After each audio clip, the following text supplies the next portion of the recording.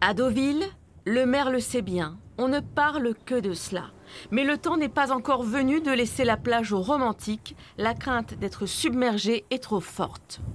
Si on dit on ouvre les plages, tout le monde va débarquer et ce sera un brassage terrible.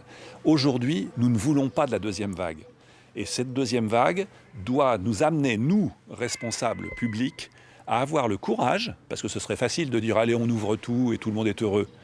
Nous devons avoir le courage de dire le temps n'est pas venu. Pour l'instant, allons-y progressivement. Ces images de réjouissance impossibles s'éloignent un peu plus. Les 7 maires des stations balnéaires de la Côte Fleurie suivent le choix de Deauville. Mais les promenades de front de mer seront réouvertes, y compris les planches, dès la semaine prochaine, mais en sens unique. Sur la Côte d'Albâtre, à Dieppe, la ville va présenter un plan de réouverture de sa plage d'1,5 km.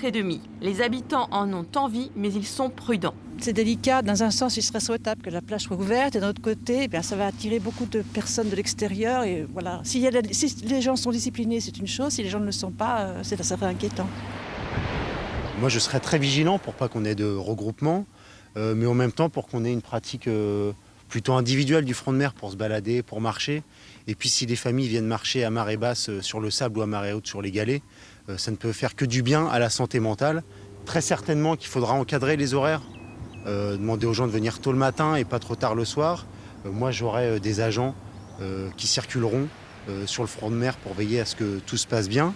Les maires d'Étretat et du Havre préparent aussi leur projet de réouverture qu'ils vont soumettre au préfet, qui devient l'arbitre des activités de plage.